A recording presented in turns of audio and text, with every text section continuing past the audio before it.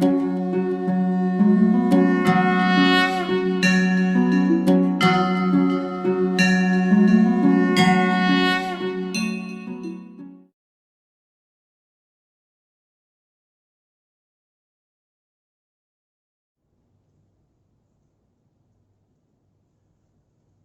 Morning વિદ્યાર્થી મિત્રો. હવે આપણું ચેપ્ટર 8 કોર્સ જે રનિંગમાં ચાલી જ રહ્યું છે. અત્યાર સુધી મિત્રો આપણે કોર્સની અંદર મોટાભાગે આ ચેપ્ટરની અંદર પ્રસ્તાવના અને આદિ કોષ કેન્દ્રી કોષ વિશે ચર્ચા કરતા આવ્યા છીએ, બરાબર. અને લાસ્ટ લેક્ચરની અંદર આપણે જોયું કે ભાઈ શું કોષ કેન્દ્રીય કોષ કે જેની અંદર આપણે એમ કહી શકીએ કે કોષ રસ, મતલબ કે એની અંદર કોષ રસ છે અને કોષ રસમાં સુકોષ કેન્દ્રીય કોષમાં આપણને વિવિધ પટલમય અંગિકાઓની શું હાજરી જોવા મળે છે, બરાબર. હવે આજથી દરેક લેક્ચરની અંદર આપણે દરેક એક પોઈન્ટને સમજતા જઈશું, બરાબર. જેમ કે શરૂઆત આપણી કોષ રસ પટલથી છે. શરૂઆત આપણી શું છે મિત્રો? કોષ રસ પટલ, પછી કોષ દિવાલ, રેડી, પછી અંતઃકોષ રસજાળ, એમ અલગ અલગ અંગિકાઓ, અલગ અલગ રચનાઓ, બધી જ અંગિકાઓ, છેલ્લે કોષ કેન્દ્ર અને જનીન દ્રવ્ય જેમ કે રંગસૂત્રો. તો બધો જ અભ્યાસ હવે સ્ટેપ બાય સ્ટેપ આપણે ચેપ્ટરની અંદર ચાલવાનો છે. ખ્યાલ આવી ગયો? એટલે હવેના ટોપિક થોડા વધારે ઇન્ટરેસ્ટિંગ રહેશે જે આગળના ટોપિક હતા એના કરતા. કારણ કે એની અંદર આપણે આદિ કોષ કેન્દ્રી કોષ વિશે ચર્ચા કરતા હતા કે જે રચનાઓ લગભગ આપણામાં હોતી નથી. મતલબ કે આપણે તો શું કોષ કેન્દ્રી કોષ ધરાવતા સજીવો છે અને આપણે મનુષ્ય સ્વાર્થી તો છે જ. એને પોતાની જ જે રચનાઓ છે એને જ અભ્યાસ કરવો એને વધારે ગમે છે, બરાબર. તો હવેના બધા ટોપિક આપણી સાથે સંકળાયેલા છે. હવે શરૂઆત છે મિત્રો કોષ રસ પટલ, સેલ મેમ્બ્રેન. હવે આપણને દેખશે કોષ દિવાલ સૌથી બહારની બાજુ છે, એનાથી કેમ શરૂઆત ન કરી? પણ મિત્રો પ્રાણીઓની અંદર વિચારીએ તો કોષ દિવાલ હોતી જ નથી. પ્રાણીઓમાં તો શરૂઆત કોષ રસ પટલથી જ થાય છે, બરાબર. એટલે એ ધ્યાનમાં લઈને આપણને પહેલો અહીંયા ટોપિક કોષ રસ પટલ એટલે કે સેલ મેમ્બ્રેન તરીકે આપણને અહીંયા આપેલો છે, બરાબર. હવે પહેલા કોષ રસ પટલનું બંધારણ વિશે આપણે ચર્ચા કરવાના છીએ, રેડી. અને જો શક્ય હશે, સમય મળશે તો એના કાર્યો વિશેની તો એનો એક અલગથી લેક્ચર બનાવીશ, જેથી શું થાય કે તમને પ્રોપર ન્યાય મળે. ઓકે, જો પ્રોપર સમયમાં પૂર્ણ થશે તો બંને ટોપિક જોડે, નહીં તો અલગ અલગ કરી દઈશું. ઓકે, સારું. હવે વાત આવે છે મિત્રો કોષ રસ પટલની, રેડી. તો સીધી વસ્તુ છે કે જ્યારે સૂક્ષ્મ રચનાઓનો અભ્યાસ કરવો હોય તો આપણી પાસે શું હોવું જોઈએ? ઇલેક્ટ્રોન માઇક્રોસ્કોપ, બરાબર. તો સૌપ્રથમ 1950માં જ્યારે ઇલેક્ટ્રોન માઇક્રોસ્કોપની શોધ થઈ પછી જ આ જે સૂક્ષ્મ રચનાઓનો, બરાબર, રાસાયણિક બંધારણો વિશે જાણકારી આપણે પ્રાપ્ત કરવા માટે સક્ષમ બન્યા, રેડી. અને જેવું 1950માં ઇલેક્ટ્રોન માઇક્રોસ્કોપ શોધ થયા એટલે સૌપ્રથમ માનવ રક્તકણ, સમજો મિત્રો, માનવ રક્તકણની અંદર કોષ રસ પટલ જે ખરો એનો અભ્યાસ શક્ય બન્યો. અને પછી ધીરે ધીરે એનો સૂક્ષ્મ અભ્યાસ કરી અને પ્રોપર કોષ રસ પટલની રચના આપણા સમક્ષ ધીરે ધીરે ક્લિયર થવા લાગી, બરાબર છે. જો શું કહે છે કે ભાઈ કોષ રસ પટલ રચનાનો અભ્યાસ શક્ય બન્યો મનુષ્યમાં રક્તકણના કોષ રસ પટલની રાસાયણિક બંધારણ વિશે અભ્યાસથી કોષ રસ પટલની સંરચનાની આપણે શું થઈ? જાણકારી પ્રાપ્ત થઈ. ઓકે મિત્રો, હું લાઈન ટુ લાઈન થોડા શબ્દો જોડે એટલા માટે લઉં છું કે તમે એક નવી શરૂઆત કરી છે સાયન્સ લઈને, બરાબર, કે જેથી શરૂઆતના વર્ડ તમારા માટે ક્યાંક તકલીફ ન પડે બુકની અંદર, ક્યાંક વાક્ય રચનામાં, બરાબર. એટલે જોડે જોડે હું ચર્ચા કરતો હોઉં છું કે જેથી તમે જ્યારે પણ વાંચો ત્યારે ટોપિક તમારો ક્લિયર થઈ જાય. ઓકે, તો પહેલું એક જ્યારે કોષ રસ પટલનો અભ્યાસ થયો તો પહેલું એક નાનું ચિત્ર એવું ક્લિયર થયું કે ભાઈ કોષ રસ પટલના બંધારણમાં લિપિડની હાજરી જોવા મળે છે. સમજો મિત્રો, કોની હાજરી જોવા મળે છે? લિપિડની. અને એ લિપિડની હાજરી પણ પાછી કેવી છે મિત્રો? દ્વિસ્તરીય છે. કેવા સ્તરીય છે? દ્વિસ્તરીય. દ્વિસ્તરીય મતલબ એનો મતલબ એવો થાય મિત્રો, બે લેયરોમાં લિપિડ વહેંચાયેલું છે. કેટલા લેયરોમાં મિત્રો? બે લેયરોમાં લિપિડ વહેંચાયેલું છે. એટલે સરળ ભાષામાં કહીએ તો આ રીતે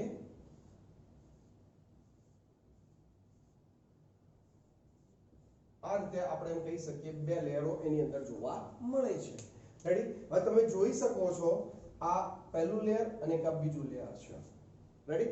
અમે જે પહેલું લેયર જે કરવું એટલે કે બંને લેયરોમાં જે બહારની બાજુ છે એને મિત્રો શીર્ષ કહે છે. એને શું કહે છે? શીર્ષ. અને જે અંદરની તરફ જે વિસ્તાર છે મિત્રો એને પૂંછડી તરીકે ઓળખવામાં આવે છે. બરાબર? તો અહીંયા એક વસ્તુ તમે સમજો કે શીર્ષ બહારની તરફ છે, પૂંછડી અંદરની તરફ છે. હવે તમે મને એમ કહેશો કે સર બંને બાજુ બહારની તરફ કેવી રીતે થાય? એક બહારની થાય ને એક અંદરની થાય. તો મિત્રો આ રચના આપણે કેવી રીતે જોતા હોઈએ છીએ? સમજી લો કે આ એક કોષ છે.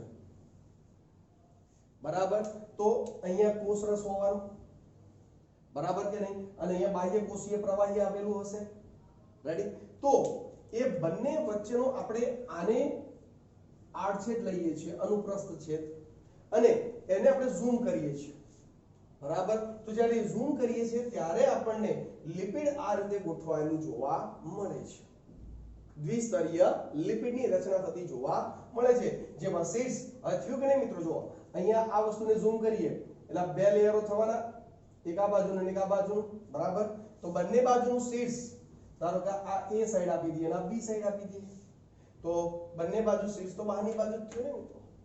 રેડી? તો શીર્ષ બહારની બાજુ છે અને પૂંછ કે પૂંછડી ક્યાં છે? અંદરની બાજુ ગોઠવાયેલી જોવા મળે છે. ચલો ક્લિયર છે? તો સૌપ્રથમ પહેલી વસ્તુ કે ભાઈ આપણને ક્લિયર થઈ એ કઈ? લિપિડની ક્લિયર થઈ કે જ્યારે આપણે એના કોષરસ પટલનો જ્યારે આપણે અભ્યાસ કર્યો તો ખબર પડી કે ભાઈ લિપિડ દ્વિસ્તરોમાં બે લેયરોમાં શું છે? ગોઠવાયેલું છે. ક્લિયર? રેડી? હવે આ જે શીર્ષ જે ખરું મિત્રો એ ધ્રુવીય શીર્ષ. કેવું શીર્ષ? ધ્રુવીય. અને એને જલાનુરાગી. કેવો વિસ્તાર મિત્રો? જલાનુરાગી શબ્દ અહીંયા વાપરેલો છે. જલાનુરાગી મતલબ શું? તમે જુઓ અહીંયા આ કોષરસ પટલ, બહારની બાજુ બાહ્ય કોષીય પ્રવાહી, અંદરની બાજુ કોષરસ, એ બંનેના સંપર્કમાં આ વિસ્તાર જ આવવાનો. ખ્યાલ આવે છે કે નહીં? એટલે શબ્દ જુઓ મિત્રો, જલાનુરાગી, આપણે એને શબ્દ છૂટો પાડીએ તો જલ અનુરાગી શબ્દ થશે. શું થશે મિત્રો? જલ અનુરાગી. મતલબ પાણીના સંપર્કમાં રહેલો વિસ્તાર.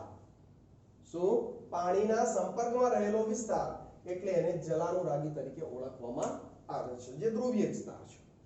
બરાબર? ઓકે.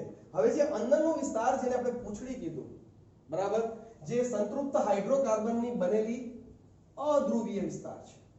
કેવો વિસ્તાર મિત્રો? અધ્રુવીય પૂંછડી આપણે કહી શકીએ છીએ. બરાબર? જે આપણે જલ વિતરાગી, જલ વિતરાગી, કેવો વિસ્તાર છે મિત્રો? જલ વિતરાગી. અને પાણી સાથે પ્રોબ્લેમ છે એટલે તમે જુઓ એ અંદરની તરફ છે.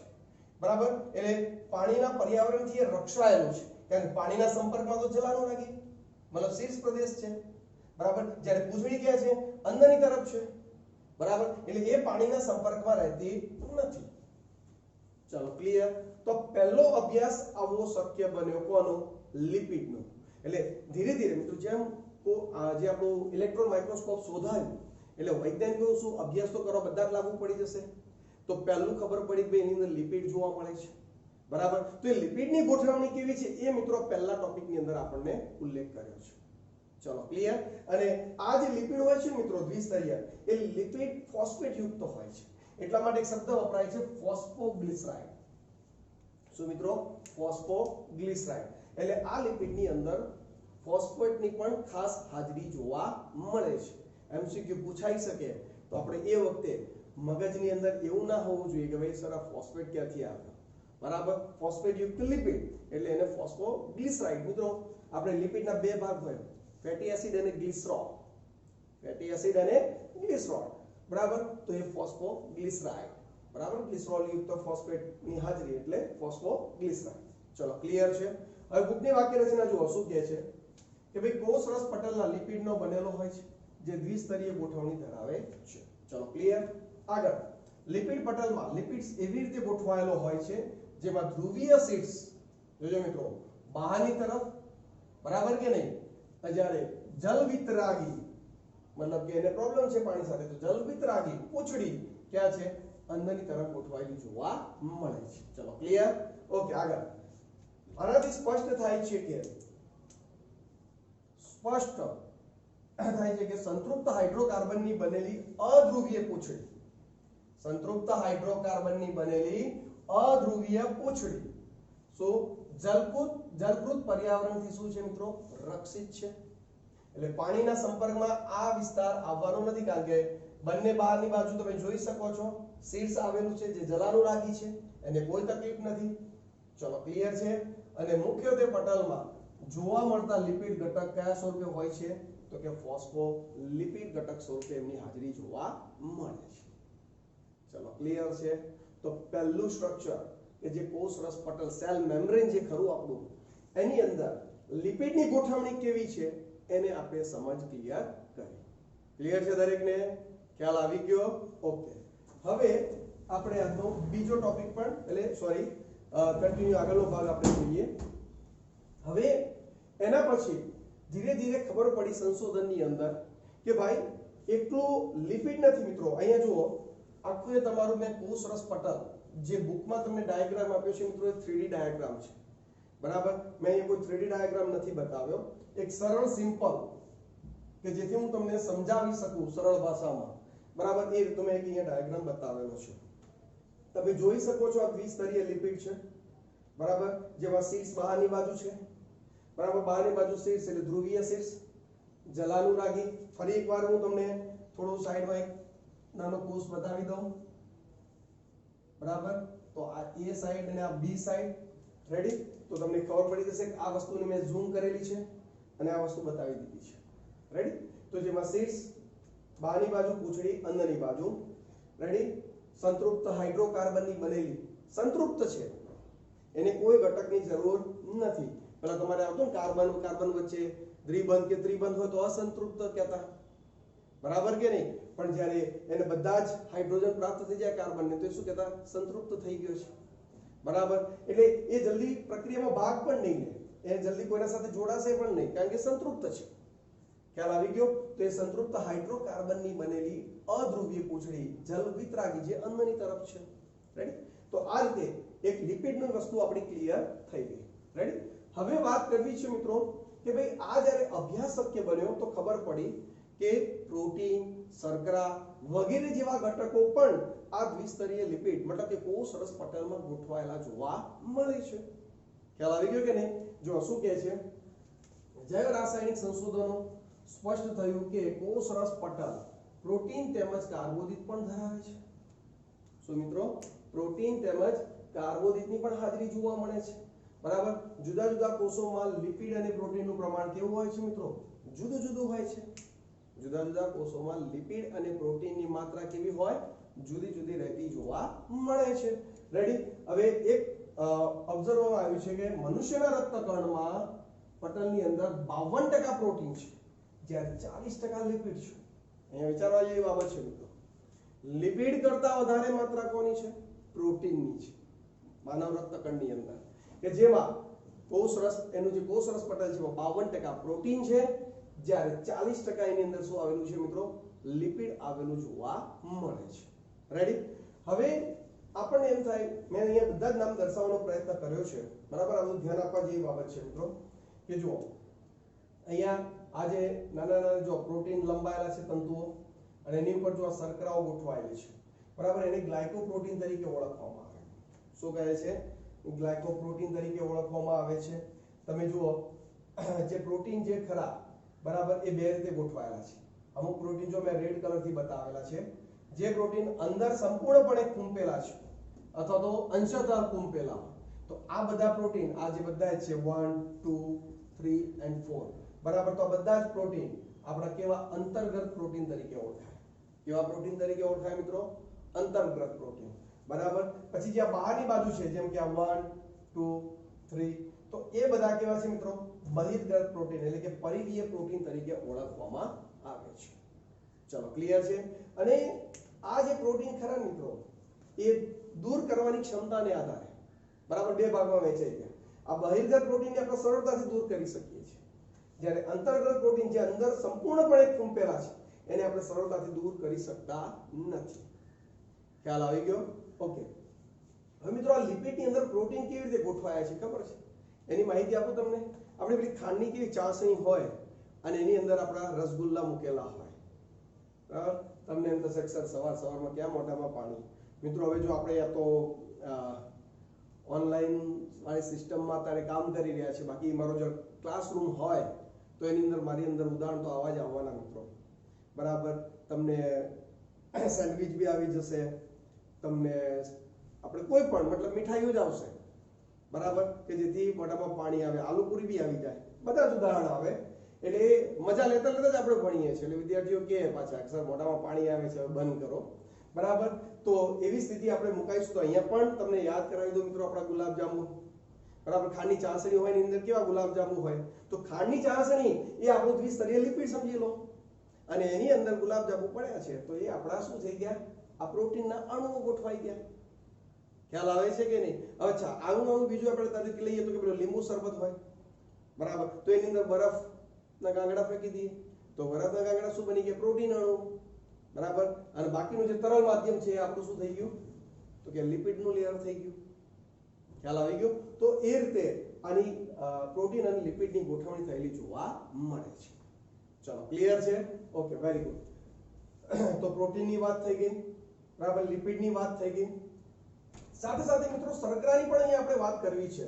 શર્કરાની માત્રા પણ ખરેખર ખૂબ અગત્યનો ભાગ ભજવે છે. તમને એમ થશે સર શર્કરા પણ, તો યસ, શર્કરા પણ એક મહત્વનો ઉપયોગી કારક છે, બરાબર. મોટા ભાગે શર્કરા કઈ તરફ હોય, કોષરસ પટલની બહારની બાજુ હોય, કોષરસ પટલની બહારની બાજુ, મતલબ એ સાઈડ તરફ.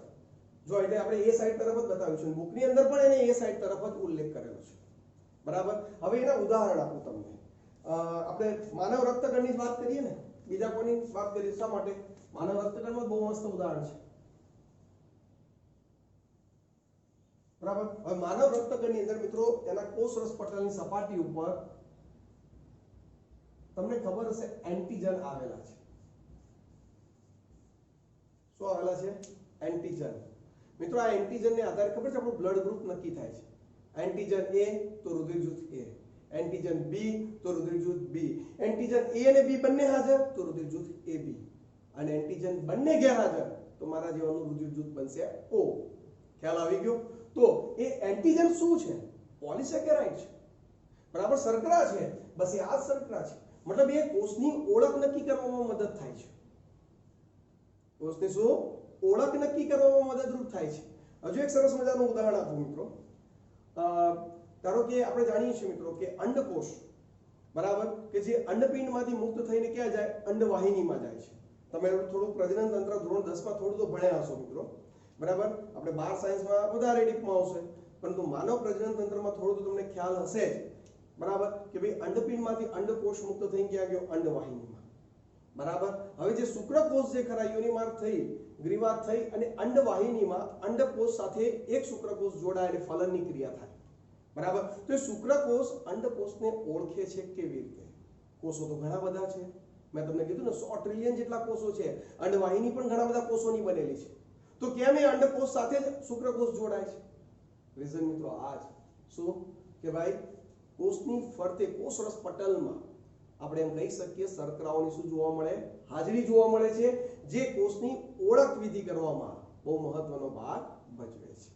ચાલો, ક્લિયર છે?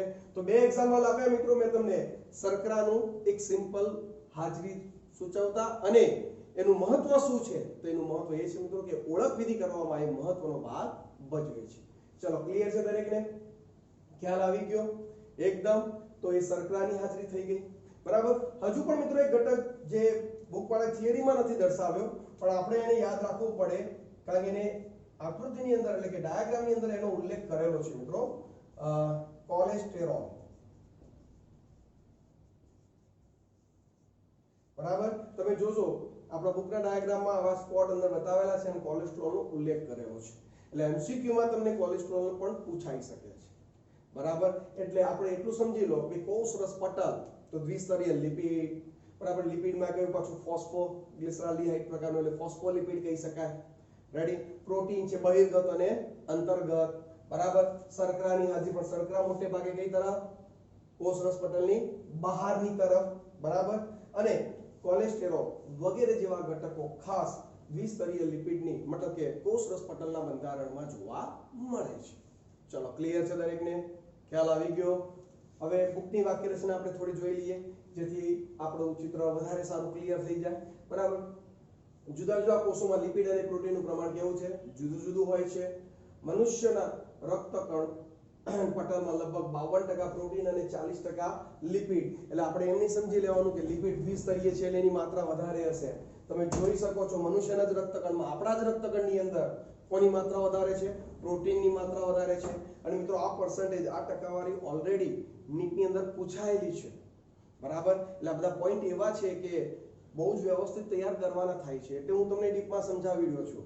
બરાબર? હવે તમે રક્તકણની હાલ મેં વાત કરી ને કે ઉપર એન્ટીજનની હાજરી, જે પોલિસેકેરાઇડ છે, બરાબર, એ આપણે ધોરણ 11 માં જ ભણવાના છીએ. પાછળના ચેપ્ટરમાં એનો ઉલ્લેખ થશે તો બંને જોડીને MCQ બની શકે છે નીટની અંદર.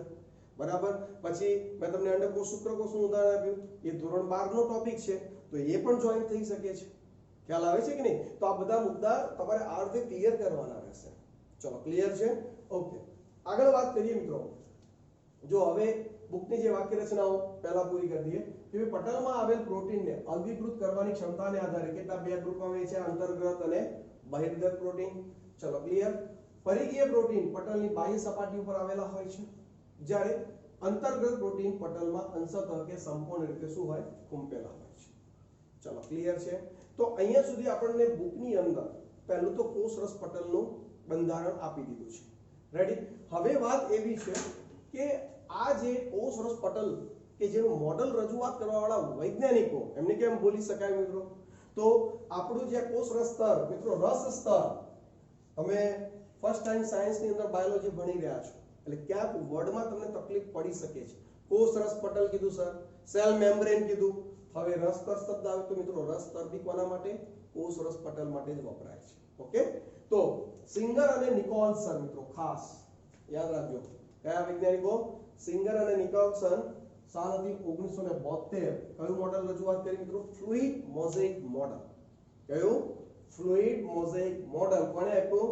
સિંગર અને નિકોલસને 1972 ની અંદર. ને મિત્રો એ આ મોડેલ સર્વ સ્વીકૃત છે. મતલબ આજે મેં તમને જે ટોપિક ભણાવ્યો ને કોષરસ પટલ, આખું એ બંધારણ, બસ એ બંધારણ કયું છે? ફ્લુઇડ મોઝેઇક મોડેલ છે.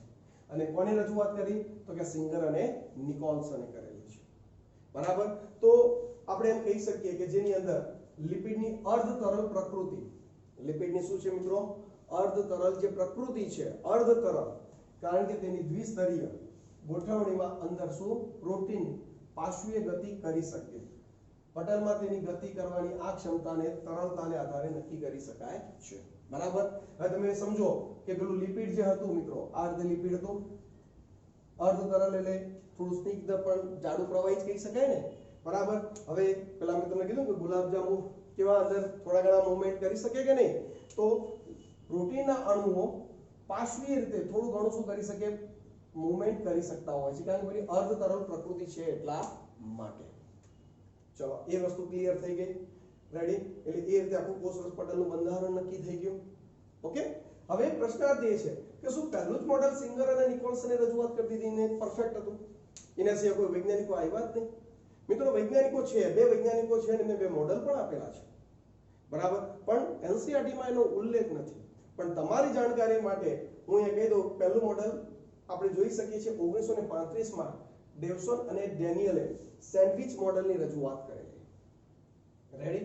અને બીજું એકમ પટલ સંકલ્પના કોને આપી? રોબર્ટસન. બરાબર? આ સેન્ડવિચ મોડેલમાં એવું હતું કે એમનું કહેવું એમ હતું કે આ જે પ્રોટીન આપણે બહિર્ગત બતાવ્યું છે મિત્રો બહારની તરફ, એ અંદરની તરફ પ્રોટીન બતાવતા જ નતા. એમ જ કહેતા કે લિપિડ છે, લિપિડની બંને બાજુ પ્રોટીનનું આવરણ, એટલે થઈ ગયું સેન્ડવિચ મોડેલ. પણ એ મોડેલમાં પ્રોબ્લેમ શું છે ખબર છે મિત્રો? આપણે આગળ ટોપિકમાં અભ્યાસ કરવાનો છે કોષરસ પટલમાં કે ભાઈ આ પટલ જે ખરું ને એ ઇલેક્ટ્રોલાઇટને બહારથી અંદર, એટલે કે એ સાઈડથી બી સાઈડ અને બી સાઈડથી એ સાઈડ જવામાં શું કરે? મદદ કરે છે. બરાબર? પરંતુ એ વહનની બાબતમાં આ બંને મોડલ, એકમ પટલ સંકલ્પના જે રોબર્ટસને આપી કે સેન્ડવિચ મોડલ, આ બંને મોડલ અસમર્થ હતા કે ભાઈ આ ઘટકોની આપલે કેવી રીતે થાય છે, કોષમાંથી ઘટક બહાર કેવી રીતે જાય છે અથવા તો બહારનો અંદર કેવી રીતે આવે છે, એની સાબિતી આપી શકાતી નથી. જ્યારે સિંગર અને નિકોલસનનું જે આ મોડેલ છે મિત્રો તમે જોઈ શકો છો, એમને જે અંતર્ગત પ્રોટીન બતાવ્યા, બરાબર, જે સંપૂર્ણપણે ખૂંપેલા હોય અંદરની તરફ, બરાબર એટલે સરળતાથી ઘટકોને બહારથી અંદર કે અંદરથી બહાર જવા માટેની પરવાનગી આપી શકે છે કેમ કારણ કે જે ઘટકો લિપિડમાં અદ્રાવ્ય હોય તો કેવી રીતે બહારથી કે અંદર આપણે થઈ શકે અને આપણે જાણીએ છીએ કે કોષને તો બહારથી ઘટકોની જરૂર પડવાની જ છે અને અંદરથી કચરાને બહાર કાઢવાની પણ જરૂર છે